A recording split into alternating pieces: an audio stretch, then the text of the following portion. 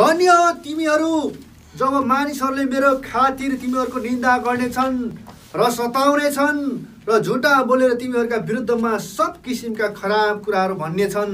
तब रमाऊ र अत्यन्त खुसी हो, किनभने स्वर्गमा तिमीहरूको इनाम ठुलो हुनेछ, किनभने यसरी नै तिमीहरूभन्दा अघिका अगमवक्तालाई तिनीहरूले सताएका। अब सोच्नुहोस् त, तपाईलाई त्यत्तिकै बिना सित्तैमा तपाईलाई चाहिँ गाली गर्छ, बिना सित्तैमा तपाईलाई दुःख दिन्छ, बिना सित्तैमा तपाईले केही कसैको बिगार्नै भएको छैन, आफ्नो खानु भएको छ, आफ्नो बस्नु भएको छ, तर तपाईलाई आएर निउँ खोज्छ, तपाईलाई कुट्छ, तपाईको घर परिवारमा तपाईलाई सताउँछ, छोरी चेलीलाई हातपात गर्छ, यहाँसम्म कि तपाईलाई यतिसम्म गर्छ। प्रभुले भन्नुभएको छ सताइन्छ, अनि धेरैजनाले सताएको मन पराउँदैन। प्रभुको वचनले यहाँ के भन्छ? अत्यन्त खुसी हुनु रे, रमाउनु रे, अत्यन्त खुसी हौ र रमाऊ। को मान्छे चाहिँ रमाउन सक्छ? तपाईको घरमा तपाईलाई आएर मानिसले बिना सित्तैमा गाली गर्छ, ढुङ्गा हानेर जान्छ, तपाईलाई आएर कुटपिट गर्छ बिना सित्तैमा, किनभने तपाईले चाहिँ प्रभु येशू ख्रिस्टलाई तपाईले चाहिँ पहिलो स्थान दिनुभएको छ। आमेन, आमेन। जब तपाईले प्रभु येशू ख्रिस्टलाई पहिलो स्थान दिनुहुन्छ नि, त्यस पछाडि चाहिँ तपाईको जीवनमा चाहिँ समस्याहरू सुरुवात हुन्छ। यो मैले तपाईलाई भन्नु खोजेको हो, जब तपाई यो मण्डलीमा हुनुहुन्छ, मण्डलीमा पनि दुई किसिमका विश्वासी हुन्छ, बुझिराख्नुहोस्। एउटा चाहिँ सताउँछ, एउटाले सतावटमा पर्छ। प्रभु येशू ख्रिस्टले भन्नुभयो यूहन्ना 14:6 बाटो सत्य र जीवन म नै हुँ। आमेन, आमेन। बाटो पनि उहाँ हुनुहुन्छ, सत्य पनि उहाँ हुनुहुन्छ र जीवन पनि उहाँ हुनुहुन्छ। अनि हरेक मण्डलीमा आउने परमेश्वरको छोरा चाहे छोरीहरू होस्, बाटो एउटै हुन्छ, अर्को बाटोमा आएको हुँदैन।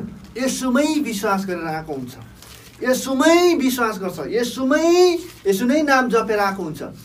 तर जब सत्यमा आउँछ नि, त्यति बेला धेरैको जीवन ढलफल हुन्छ, धेरैजना हल्लिन थाल्छ।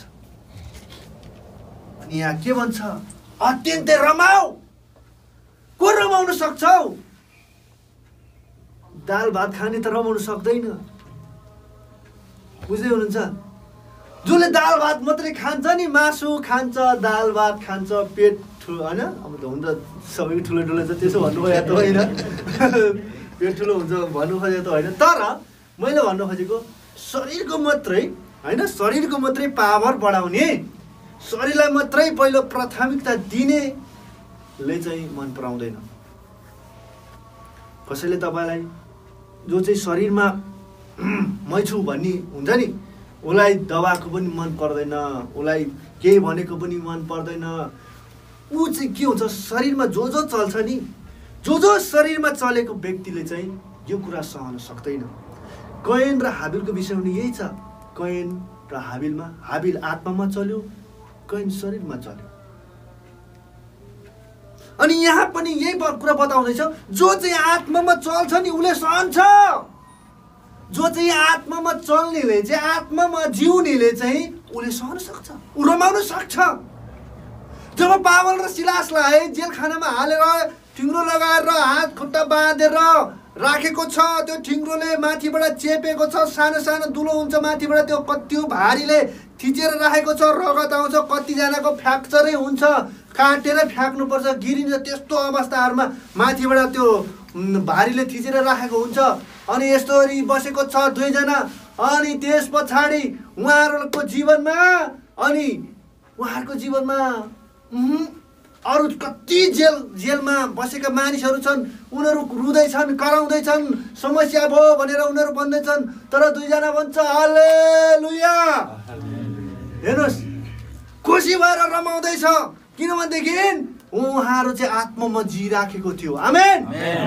आत्मामा जिउनेहरू चाहिँ खुसी हुन्छ, रमाउँछ। जस्तो सुकै समस्यामा पनि, जस्तो सुकै तपाईँलाई सताओस्, मानिसले तपाईँले केही गर्नु भएको छैन, तपाईँलाई मानिसले त्यसै आएर आरोप लगाउँछ, तपाईँ हुन्छ हालेलुया उठेर हालेलुया। किनभनेदेखि त्यो चाहिँ तपाईँलाई परमेश्वरले त्यसैको निम्ति चुन्नु भएको छ। यही जीवन चाहिँ प्रभुले के भन्दै हुन्छ, जो चाहिँ सतावटमा पनि पर्छ हालेलुया गर्छ, दुःखमा पनि पर्छ हालेलुया गर्छ। हो, मानिसको जीवनमा तपाईँ हामी यो पृथ्वीमा छौँ, कहिले खानुलाई घटी हुन्छ, कहिले लाउनुलाई घटी हुन्छ होइन, कहिले यस्तो समस्याहरू आउँछ हामीलाई है, आँसुहरू नरोक त्यो लुकाउनु खोज्दा पनि लुक्दैन होइन, कति गाह्रो हुन्छ। तर पनि भित्रैबाट प्रभुमा जिएको कारणले हालेलुया भन्दै उठ्छ क्या, किनभने त्यो आनन्दको जीवन हो। आमेन। आनन्दको जीवनमा चाहिँ यो कुरा हुन्छ। त्यसैले भन्छ त्यो मानिस त धन्य हो जो आपद विपदमा पनि है यस्तै रहन्छ, खुसी मनाउँछ। हालेलुया। त्यसै कारणले गर्दाखेरि आज तपाईँ र मलाई चाहिँ प्रभुले भन्नुभएको छ कि त्यो मानिस चाहिँ धन्यको हो, खुसी रहनुपर्छ है।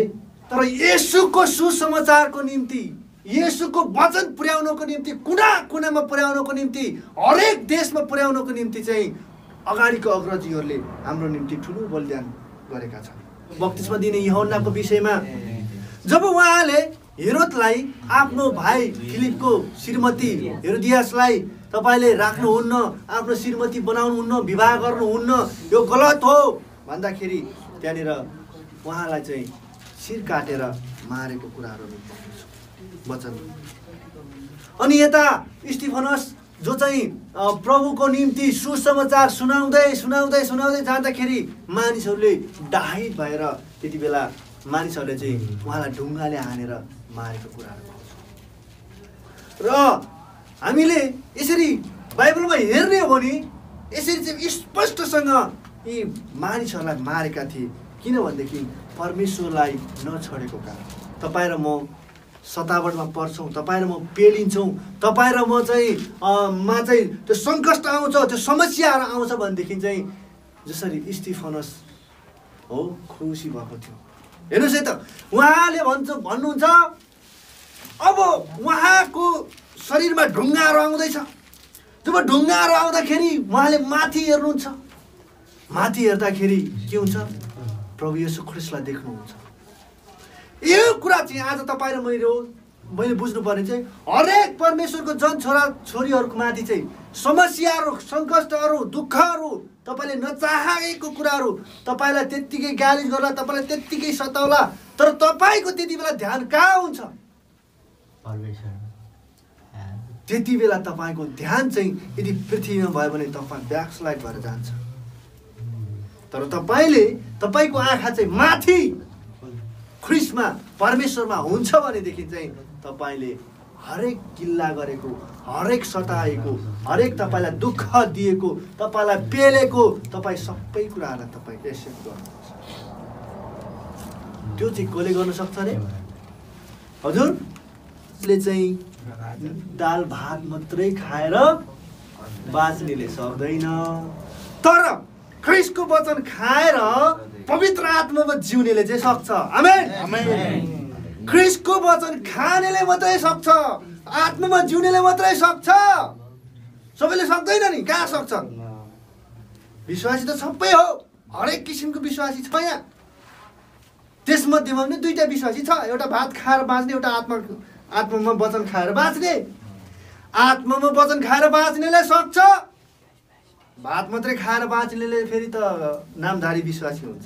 र चेलाहरूको जीवनमा जब प्रभु येशू ख्रिस्टलाई जब समस्या आउँछ, सतावट आउँदाखेरि चाहिँ उहाँलाई एकदम त्यहाँको हाकिमहरूले, त्यहाँको सैनिकहरूले, त्यहाँको शासकहरूले लगेर मानिसहरूको बिचमा राखेर यति डरलाग्दो तरिकाले कुटेको छ, पिटेको छ, थुकेको छ, लात्तले हानेको छ, जेले मन लागेको त्यसले हानेको छ। चेलाहरू त्यति बेला के हो? भाग्यो। एकजना पनि भन्न सकेन प्रभु भन्न सकेन, किनभने यो हामीले सुन्दाखेरि चाहिँ एकदम इजी लाग्छ कि होला, तर भोग्दा चाहिँ धेरै गाह्रो हुन्छ। तर त्यही येशू ख्रिस्टले स्वयं भोगिराख्नु भएको छ, कुटिराखेको छ, पिटिराखेको छ, हो तैँले यहुदीको राजा भन्छस्, त व्यवस्था उल्लङ्घन गर्छस् भन्दै भक भक हानेको छ। 12 जनामा चेलामा एउटाले त पक्राकै हो, एउटाले त बेचेकै हो, यहुदा इस्करियोतले त बेचेको प्रभुलाई। 11 जना पनि त्यो देखेर टाप भाग्यो। हेर्नुहोस्, जब प्रभु येशू ख्रिस्ट चाहिँ उहाँ जीवित भएर जब आए पछाडि अनि ख्रिस्टको निम्ति चेलाहरू 12 जना चेलाहरू, त्यस पछाडिको जीवन हेर्नुहोस्। त्यस पछाडि पहिला त भात खाएर बाँचेको थियो, हो भात खाएर बाँचिराखेको थियो, तर ख्रिस्ट चाहिँ जब उहाँ चाहिँ जब पुनरुत्थान उहाँ चाहिँ जीवित भएर आइसके पछाडि के हुन्छ, उहाँहरूले चाहिँ भात होइन, त्यहाँबाट चाहिँ ख्रिस्टको वचन आत्मामा जिउन थाल्छ। वचन खाएर त्यस पछाडि चाहिँ पावरफुल हुन्छ, पवित्र आत्मा पाएर उहाँहरू चाहिँ पावरफुल हुन्छ। हालेलुया। र उहाँले चाहिँ जुन प्रतिज्ञा गर्नुभएको थियो प्रेरित 1 अध्यायको 8 पदमा, तिमीहरूले पवित्र आत्मा पाउनेछौ। आत्मा पाइसके पछाडि चाहिँ यरुशलेममा, सामरीमा, यहुदियामा, पृथ्वीको पल्लो छेउसम्मै पुग्ने कुरा। अनि जब आत्मा पायो त्यस पछाडि कुनै पनि चेलाहरू पछाडि फर्केर आएन। अनि आउँदाखेरि हामी देख्न सक्छौँ पत्रुसलाई पनि क्रुसमा झुन्ड्याएर, जब चाहिँ उहाँलाई पनि क्रुसमा झुन्ड्याएर मारियो। प्रभु येशू ख्रिस्टको यहाँनिर हामी चेला यो पत्रुसको विषयमा हामी हेर्ने भनेदेखि यो चेलाले 3 चोटि इन्कार गरेको चेला। अनि त्यस पछाडि चाहिँ जब प्रभु जब जीवित भएर उठिसके पछाडि अनि उनीहरूले जब प्रभुलाई चिन्छ, जान्छ, परमेश्वरलाई जानिसके पछाडि त्यस पछाडि उहाँको जीवन परिवर्तन हुन्छ। अनि उहाँलाई उदोमन्ट पारेर क्रुसमा टाँगेर मारेको कुराहरू हामी पाउँदछौँ। अनि हामी यसरी हेर्दै जाँदाखेरि थोमसलाई पनि, उहाँलाई पनि त्यसरी भालाले रोपेको, धेरै चेलाहरूलाई भालाले रोपेको, काटेको, मारेको, जलाएको कुराहरू हामी पाउँदछौँ। किन? त्यस पछाडि फर्केर गएन उहाँहरू। परमेश्वरलाई जब जान्यो, जब चिन्यो, जब परमेश्वरमा जिउन थाल्यो, बाटोमा थियो, सत्यमा जिउन थाल्यो र जीवनमा पुग्नको लागि, त्यो पार गर्नको लागि उहाँहरू चाहिँ त्यो बलिदान भएर जानु पर्यो। त्यो बलिदान उहाँले गर्नुभयो र त्यस पछाडि सुसमाचार जहाँ फैलिँदै आज तपाईँ र हामीले पाएको छौँ। आमेन। त्यो उहाँहरूले ख्रिस्टको निम्ति शहीद नभएको भए, ख्रिस्टको निम्ति चाहिँ उहाँहरू शहीद नभइदिएको भएदेखि तपाईँ र हामीले यति सजिलो पाउने थिएनौँ। तपाईँ र हाम्रो हातमा यो बाइबल छ नि, यो बाइबल पनि आउनको लागि चाहिँ धेरैजनाले रगत बगाएर अनि यो तपाईँ र हाम्रो माझमा आएको छ। यो बाइबल आजभन्दा धेरै वर्ष अगाडि चाहिँ यो विशेष गरी चाहिँ यो अरूकै भाषामा थियो। जब यो भाषालाई परिमार्जित गर्दै ल्याइसके पछाडि चाहिँ क्याथोलिकहरूले चाहिँ के गर्यो भन्दाखेरि चाहिँ उहाँहरूको अगुवाले मात्रै अध्ययन गर्ने त्यो एउटा धर्मशास्त्र ग्रन्थको रूपमा तयारी गर्यो। जब यो पछाडि चाहिँ प्रोटेस्टेन्टले यसलाई चाहिँ छुट्याएर यसलाई चाहिँ विभाजन गरेर ल्याइसके पछाडि अनि अन्य धेरै भाषाहरूमा चाहिँ यो बनाउनको निम्ति चाहिँ त्यस पछाडि क्रिस्चियनभित्रै नै दुःखको कुरा, क्रिस्चियनभित्र नै क्रिस्चियनले चाहिँ क्रिस्चियनलाई मारेको थियो। यो तपाईँले इतिहासमा हेर्नुभयो भने पाउनुहुन्छ। जब यो बाइबल अहिले हामीले नेपालीमा पाएको छौँ, जब इङ्ग्लिसमा ट्रान्सलेसन हुँदाखेरि चाहिँ त्यति बेला ट्रान्सलेसन गर्ने व्यक्तिलाई पनि त्यति बेलाको पोपहरूले मारेको थियो। बुझ्दै हुनुहुन्छ? सजिलो यो जुन बाइबल तपाईँको हातमा परेको छ यो त्यत्तिकै सजिलो आएको छैन। धेरैजनाले रगत बगाएर आएको छ। त्यति बेला सतावट यति भएको थियो। त्यति बेलाको सतावट तपाईँ कल्पना गर्न सक्नुहुन्न। त्यति बेलाको सतावट, त्यति बेलाको गवाईहरू सुन्यो भने आङ श्रिङ्ग हुन्छ। त्यो पढ्नु सुन्नु तपाईँलाई आवश्यक छ। दक्षिण अफ्रिकाको म तपाईँलाई बताउन चाहन्छु, पर्टेबा भन्ने मैले एकजना छोरीको गवाही उहाँको विषयमा मैले अध्ययन गर्ने अवसर पाएँ। उहाँको विषयमा के बताएको थियो भने त्यहाँ दक्षिण अफ्रिकामा धेरै सतावट भयो क्रिस्चियनहरूलाई। त्यहाँ मार्दै थियो, काट्दै थियो, जलाउँदै थियो। त्यो मध्येमा एकजना यो पटेवा भन्ने स्त्री जो चाहिँ 26 वर्षको स्त्री, जो चाहिँ विवाहित थियो, एउटा नानी थियो। अनि त्यहाँको शासकले के गर्यो भन्दाखेरि चाहिँ मूर्ति बनायो, उसको त्यो शासकको मूर्ति बनायो। त्यस पछाडि भन्छ तैँले यसलाई पूजा गर्नै पर्छ, तैँले यसलाई ढोक्नै पर्छ। त्यहाँ भएको हरेक क्रिस्चियनलाई मारिराखेको थियो। अनि त्यस मध्येमा उहाँ पनि परेको थियो। जब पर्दाखेरि के भयो भन्दाखेरि चाहिँ तँले ढोकिस् भने, तैँले आदर गरिस् भने, तैँले चाहिँ ढोकिस् भने, तैँले चाहिँ पूजा आराधना गरिस् भने म तँलाई जीवन बक्सिन्छु, नत्र भए त मर्नुपर्छ भनियो। तर उहाँले भन्नु म ढोक्दिनँ, म आराधना गर्दिनँ, म मर्न तयार छु ख्रिस्टको निम्ति, तर म यसलाई म प्रभु मान्दिनँ, यो मूर्ति हो। त्यस पछाडि के भयो थाहा छ? त्यो जवान स्त्रीलाई, एउटा नानी भएको स्त्रीलाई त्यस पछाडि एउटा जाल लगाएर मानिसहरूलाई चारैपट्टि राखेर त्यस पछाडि के गर्यो? त्यहाँनिर कपडा खोलेर नाङ्गो प्रदर्शन गरायो। त्यतिले भएन। त्यस पछाडि भन्छ उहाँको परिवारहरू ल्याएर, हेर तेरो छोरा छ, तेरो बाउ का केस सेतै भएर पाकिसकेको बाउ छ, तेरो श्रीमान छ, योहरूको लागि त सोच, तेरो आफ्नो लागि नसोचे पनि भनेर भन्छ। तर उहाँले भन्छ म त्यो मूर्तिलाई ढोक्दैन।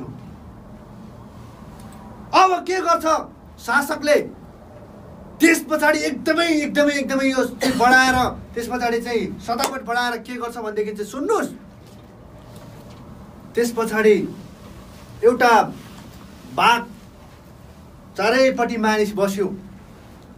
अनि त्यो स्त्रीलाई त्यहाँ छोड्यो बाघको अगाडि छोड्दाखेरि त्यसले छोड्छ। हेर्नुहोस्, त्यो बाघले चिथार्यो, कति पन्जा हान्यो, लड्यो, तर केटी मर्दैन। यति दर्दनाक कुरा। यो क्रिस्चियन शताब्दी 2200 अगाडिको कुरा। यति सताओ, त्यसपछि मर्दैन, एकदम रक्ताम्बे भयो। मानिसहरू हेरेर हाँस्दैछन्, गिला गर्दैछन्, हेर क्रिस्चियनको प्रभुले खोइ बचाएको भन्छ।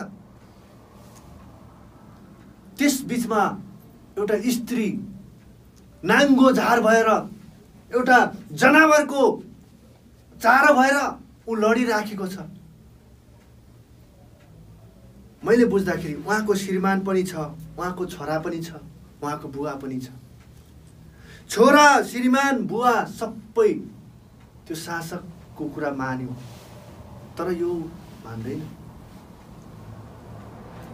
नमानेकै कारणले यहाँ भन्दैछ, हेर तेरो छोरा छ, तेरो बुढो छ, तेरो बाउ छ, हेर याद गर, तैँले छोडिस् भने म यिनीहरूलाई छोड्छु, यानि कि यिनीहरूको खातिर त बाँच।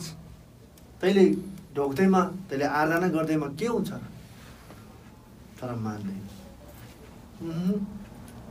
म प्रभुलाई छोड्दिनँ, म छोड्दिनँ। त्यस पछाडि बाघले काटेको, चिथरेको मरेर एकदम सास जाँदैन। त्यस पछाडि एकजना कैदीलाई ल्याएर, कैदीलाई ल्याएर भन्छ मार यसलाई, छुरी दिन्छ, मार, मुटुमा गजेर मार। तर त्यसले कहिले पनि मान्छे नमारेको त्यो मानिस, कहिले त्यस्तो हत्या नगरेको मानिस ऊ काँप्छ मार्नको लागि, ऊ घोप्छ त्यो शासकहरूको डरले। तर उसको हात काँपेर उसले झप्पै मार्न सक्दैन। उसले बिस्तार मार्दाखेरि उसलाई झन् गाह्रो मर्दैन। त्यस पछाडि आफैले, इतिहासमा हामी पाउँछ, आफूलाई नै त्यो स्त्रीले के गर्यो भन्दाखेरि त्यो केटाले जुन समातेको चाकु थियो आफ्नो मुटुतिर पारेर अनि मर्यो। यो इतिहासकारले लेखेको छ, बुझ्नु। आज यो कुरा तपाईँ र मैले किन बुझ्नु आवश्यक छ भन्दाखेरि चाहिँ ख्रिस्टमा जिउनेको जीवन चाहिँ मुकुट पाउनेको जीवन चाहिँ त्यति सजिलो कुरा होइन र यसको हरेक लेखा चाहिँ परमेश्वरले लिनुहुन्छ। त्यसै कारणले गर्दाखेरि आज तपाईँ र मलाई पनि चुन्नु भएको छ परमेश्वरले। सुख आराम मात्रै नखोज्नुहोस् प्रियहरू, सुख आरामको जीवन ख्रिस्टमा जिउनेहरूलाई म यो कुरा बताउँदैछु। हामीलाई थोरै समस्या आयो, हामी एकदमै हाम्रो विश्वास ढलफलिन्छ। अलिकति समस्या घर परिवारबाट हामी ढलफलिन्छ, हाम्रो कमजोर विश्वास हुन्छ। तर मैले तपाईँलाई भने तपाईँको शिर काटिने बेला आयो भने तपाईँ के गर्नुहुन्छ? तपाईँ मर्नु पर्यो भने तपाईँ के गर्नुहुन्छ? तपाईँ ल ठिक छ, तपाईँलाई छोडेर तपाईँको श्रीमतीलाई तपाईँको अगाडि मार्दैछ भने तपाईँ के गर्नुहुन्छ? तपाईँको नारीलाई तपाईँको अगाडि मार्दैछ भने तपाईँ के गर्नुहुन्छ? तपाईँ त्यति बेला विश्वासमा पछाडि हट्नुहुन्छ कि या म शरीरमा त एक दिन म मर्नै पर्छ, तर म मरेर म ख्रिस्टबाट म पुग्छु भन्ने तपाईँ सोच्नुहुन्छ? यो तपाईँ र मैले गम्भीर भएर सोच्नुपर्ने कुरा छ। आरामको जीवन छैन ख्रिस्टमा। यो संसार के भन्यो प्रभुले? यो संसार मेरो होइन। पृथ्वी त हो उहाँकै हो, स्वर्ग पनि उहाँको, पृथ्वी पनि उहाँको, उहाँले बनाएको। संसार भनेको के हो? संसारको स्वभाव, विचारहरू, कुविचारहरू, नास्तिक विचारहरू, दुष्ट विचारहरू, दुष्ट्याइहरू गरिएको त्यो दुष्टले रचेको रणनीतिहरू, त्यो घिनलाग्दा कुराहरू परमेश्वरको होइन। त्यही घिनलाग्दा कुराले चाहिँ तपाईँ र हामीलाई आक्रमण गर्छ, मार्छ। त्यसैको कारणले गर्दाखेरि आज तपाईँ र मलाई चाहिँ यहाँबाट के बताउँछ भनेदेखि चाहिँ यो समस्याको बिचमा हामी छौँ, आउँदैछ, अझै नजिक हुँदैछ। हामीलाई प्रभुको वचनले यहाँनिर मत्तीको पुस्तक 24 अध्यायमा के बताउँछ भनेदेखि, यहाँ मत्तीको पुस्तक 24 अध्यायमा यहाँ स्पष्टसँग बताएको छ। 24 अध्यायको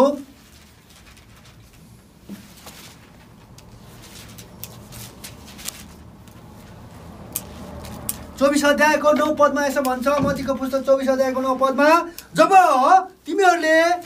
तिनीहरूले तिमीहरूलाई सङ्कटको लागि सुम्पिदिनेछन् र तिमीहरूलाई मार्नेछन् र मेरो नाउँको खातिर सबै जातिहरूले तिमीहरूलाई घृणा गर्नेछन्।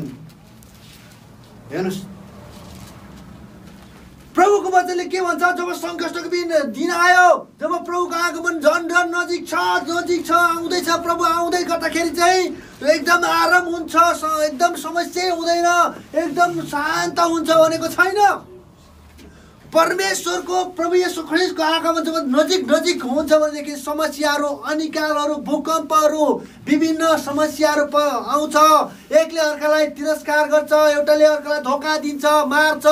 यहाँनिर एउटा देशदेखि अर्को देशको युद्ध हुन्छ, लडाइँ हुन्छ, शान्ति हुँदैन भनेर भन्छ।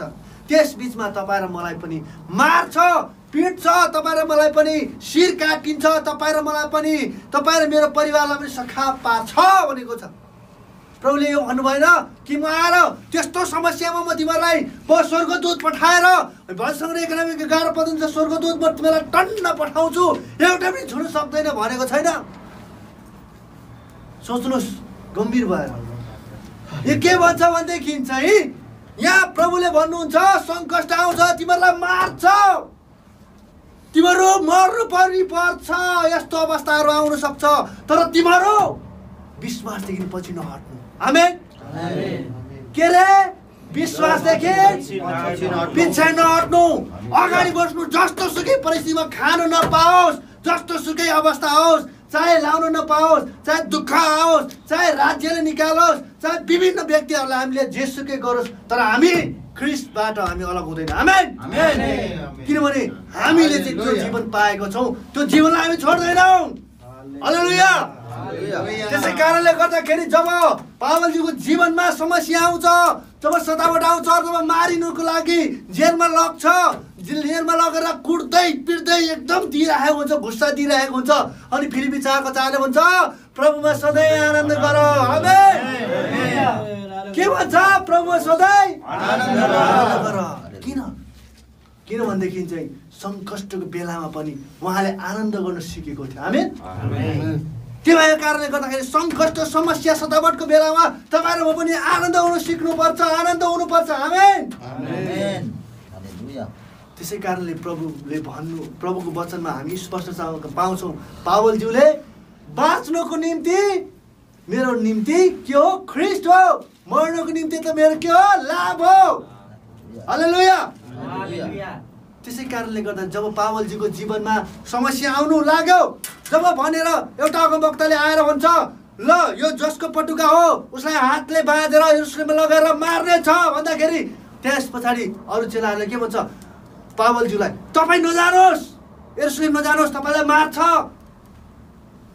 चेलाहरू धेरै अरू सबै धेरैजना रुन्छ, कराउँछ, नजानुहोस्। तर पावलले के भन्छ थाहा छ?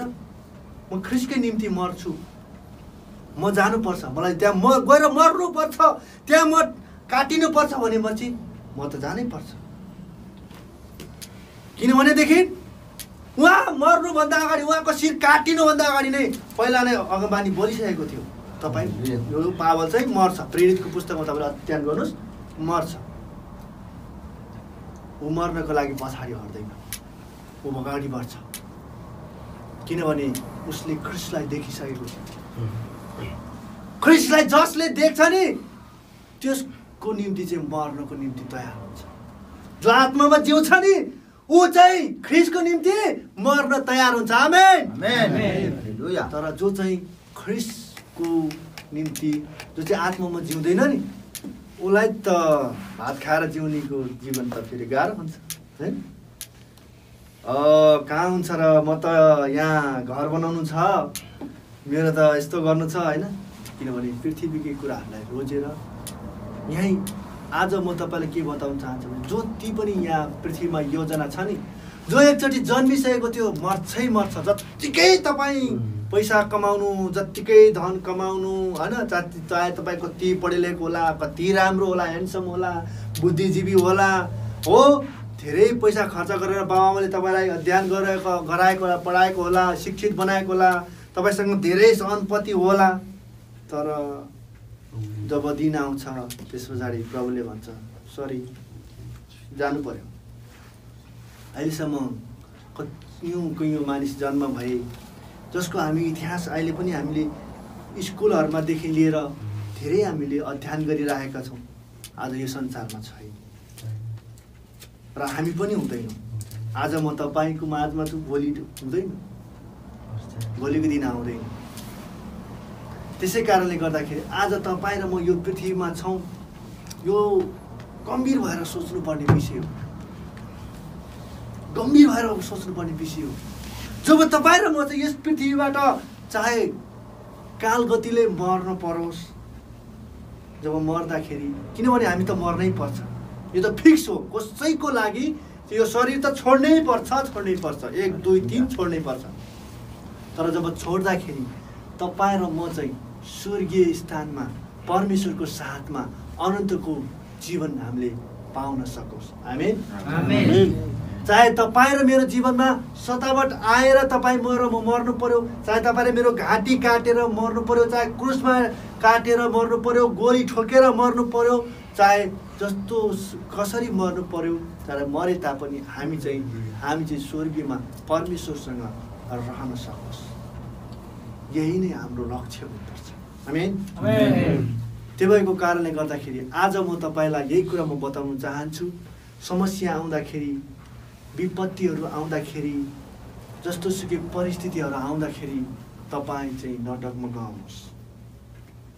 झन् तपाईँ जब समस्या आउँछन्, म तपाईँलाई बताउन चाहन्छु, जब समस्या आउँछ म भन्छु मेरो लागि चाहिँ असल हो, तपाईँको लागि त म भन्न सक्दिनँ, तर मेरो लागि जति समस्या आउँछ, जति सतावट आउँछ, जति मलाई पेल्छ, मेरो लागि चाहिँ एकदम असल भएको मैले महसुस गर्दैछु। र किन भन्दाखेरि चाहिँ जब एउटा बत्ती बल्नुको लागि, टुकी बत्ती बल्नुको लागि त्यहाँ तेल थप्नुपर्छ, तेल थपिराख्नुपर्छ, अनि त्यो के हुन्छ? बलिराख्छ। त्यस्तै मेरो जीवनमा पनि समस्या आइराख्नुपर्छ, म बिमारी हुनुपर्छ, मलाई समस्या हुनुपर्छ, मलाई घटी कमी हुनुपर्छ। अनि जब हुँदाखेरि म बलिराख्छु। बुझ्दै हुन्छ? नभएदेखि तपाईँ राम्रो, तपाईँ सधैँ सधैँ तपाईँ आनन्द भयो भने, तपाईँको शरीरमा एउटै पनि ज्वरो पनि आएन भने तपाईँले प्रार्थना गर्न सक्दैन। तपाईँसँग रुपियाँ पैसा प्रशस्तै भयो भने त्यो पनि तपाईँ प्रार्थनामा भन्न सक्दैन।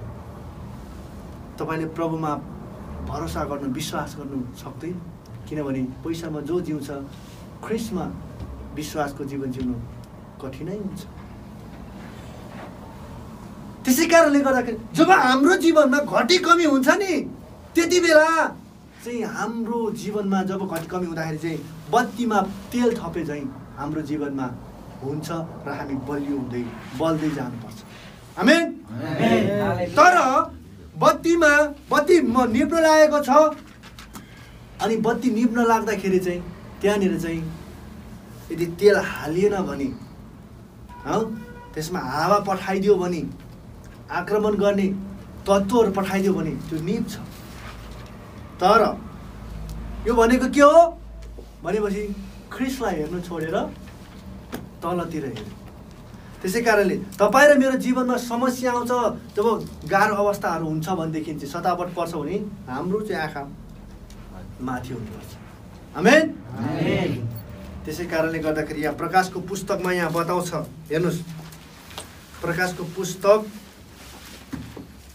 6 अध्यायको 9 पदमा यसो भन्छ, जब उहाँले 5औं मोहर तोड्नुभयो तब वेदी मुनितिर मैले तिनीहरूका आत्माहरू देखे जो परमेश्वरका वचनको निम्ति र तिनीहरूले दिएका गवाहीको कारण मारिएका थिए। 10 अनि तिनीहरूले यसो भनेर चर्को स्वरले कराए, हे सर्वशक्तिमान पवित्र र सत्य प्रभु, अझै कहिलेसम्म तपाईँले पृथ्वीमा रहनेहरूको इंसाफ गर्नुहुन्न र हाम्रो रगतको बदला लिनुहुन्न? अनि तिनीहरू प्रत्येकलाई एउटा सेतो पोसाक दियो र तिनीहरूका सहकर्मी र भाइहरू पनि तिनीहरू जस्तै मारिएर सङ्ख्यामा पुरा नभएसम्म केही बेर विश्राम गर्नु भने तिनीहरूलाई भनियो। आमेन। के भन्छ यहाँनिर? प्रभुको वचनले भन्छ कि जो चाहिँ मारिएको थियो ख्रिस्टको निम्ति उनीहरूको सबैको इंसाफ हुन्छ। आमेन। त्यसै कारणले उनीहरू सबैले चाहिँ के पाउने रहेछ? सेतो पोसाक र मुकुट पाउने योग्यको चाहिँ हुन्छ। आज म तपाईँलाई एउटा राम्रो उदाहरण दिन चाहन्छु। जब हाम्रो नेपालमा चाहे इन्डियामा विभिन्न देशहरूमा चाहिँ जो चाहिँ एउटा राज्यको निम्ति खटाइएका सेनाहरू छन्, जब उहाँहरू चाहिँ अर्को विपक्षको पार्टीसँग, दुष्टसँग युद्ध गर्दाखेरि उहाँहरू पनि कतिचोटि मर्नुपर्छ, उहाँहरूले पनि गोली खाएर मर्नुपर्छ। त्यो भएको कारणले तिनीहरूलाई चाहिँ के भन्छ? शहीदहरू। आफ्नो राज्यलाई चाहिँ बचाइराखेको, आफ्नो राज्यको मानिसहरूलाई बचाउनको निम्ति उहाँहरूले आफ्नो प्राण अर्पण गरेको छ। त्यसै गरी चाहिँ परमेश्वरको राज्य बचाउनको निम्ति चाहिँ परमेश्वरको जनहरूले हाम्रो निम्ति आफूलाई अर्पण गरेर शहीद भएको छ। आमेन। हामी त्यो शहीदहरूको निम्ति हामी ताली बजाएर धन्यवाद दिन्छौँ। जसले गर्दाखेरि आज हामीले पनि उद्धार पाएका छौँ। त्यसै कारणले गर्दाखेरि आज तपाईँ र मलाई यही कुरा परमेश्वरले बताउनुहुन्छ कि आज तपाईँ र मलाई पनि प्रभुले जुन कुरोको लागि चुन्नुभएको छ, समस्या आउँदा, सतावट आउँदा, हरेक परिस्थितिमा तपाईँ र हामी निराश हुँदैन र हामी चाहिँ एकदमै प्रभुमा राखेर, प्रभुमा भएर हामी जिउनुपर्छ। हामी यस पृथ्वीको लागि चुनिएको व्यक्ति होइन, तर परमेश्वरको राज्यको निम्ति चुनिएको व्यक्ति। आमेन।